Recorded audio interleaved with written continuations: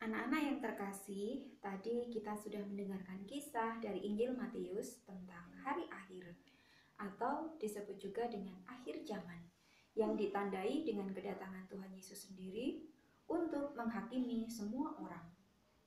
Saat itu, Tuhan Yesus akan mengutus para malaikat untuk memisahkan orang-orang baik dan orang-orang jahat. Tuhan Yesus mengumpamakan seperti gembala yang memisahkan kawanan domba dari kawanan kambing. Gembala itu akan menempatkan domba di sebelah kanan dan menempatkan kambing di sebelah kiri. Domba-domba itu digambarkan sebagai orang-orang yang akan masuk ke dalam kerajaan surga. Dan kawanan kambing itu digambarkan sebagai orang-orang yang akan dimasukkan ke dalam api yang kekal. Di sana mereka akan merasakan penderitaan. Lalu domba itu bertanya lagi, bagaimana kami bisa masuk ke dalam kerajaan surga? Mereka bertanya, kriterianya apa sehingga mereka bisa masuk ke dalam kerajaan surga? Dan di situ Tuhan Yesus menjawab bahwa saat Tuhan kelaparan, mereka memberikan makan. Saat Tuhan haus, mereka memberikan minum. Saat Tuhan tidak punya baju, mereka memberikan pakaian. Mereka bingung lagi, kapan? Karena mereka tidak pernah merasa memberikan hal-hal itu kepada Tuhan secara langsung. Dan Tuhan menjawab bahwa apa yang telah mereka lakukan kepada sesama mereka, terutama yang membutuhkan, mereka telah melakukan untuk Tuhan Yesus sendiri. Nah, sekarang untuk kita, bagaimana anak-anak bisa tahu kapan Tuhan Yesus merasa lapar? Bagaimana anak-anak bisa tahu kapan Tuhan Yesus merasa haus?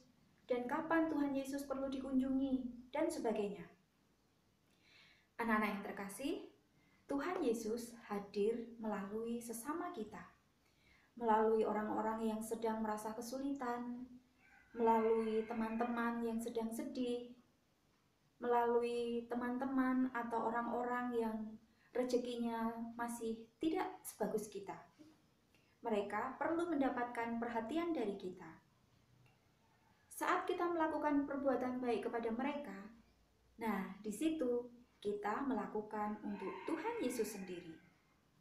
Satu contoh nyata dalam hidup kita di dunia ini, kita bisa melihat contoh dari Ibu Teresa. Ayo, siapa yang tahu kisah tentang Ibu Teresa? Ibu Teresa pernah hidup dan karyanya masih berlangsung sampai saat ini. Nah, kita kembali lagi. Anak-anak mau menjadi kelompok yang mana? Menjadi kelompok domba atau mau menjadi kelompok kambing?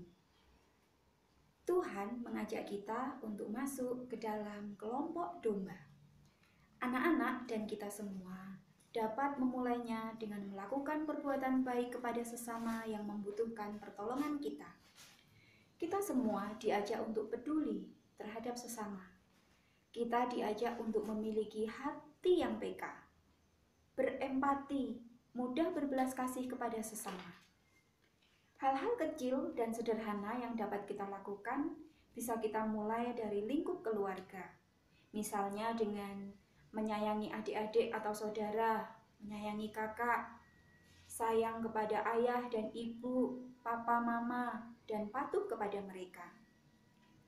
Contoh lain, kita bisa juga dengan mengunjungi teman yang sedang sakit dan mendoakan.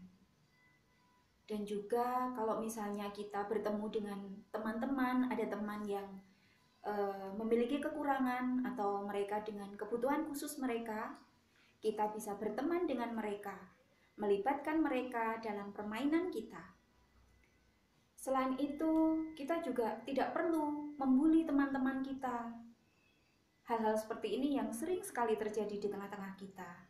Kita tidak perlu ikut-ikutan menjadi seorang pembuli, dan itu sangat tidak baik.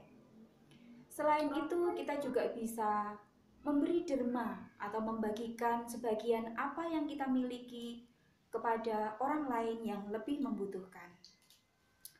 Anak-anak semua, marilah kita selalu memohon buah kasih karunia Allah, agar kita dapat senantiasa melakukan perbuatan-perbuatan baik Dan hanya karena kebaikan hati Allah Bapa sendiri yang akan memberikan keselamatan bagi kita yang melakukan perbuatan-perbuatan yang benar.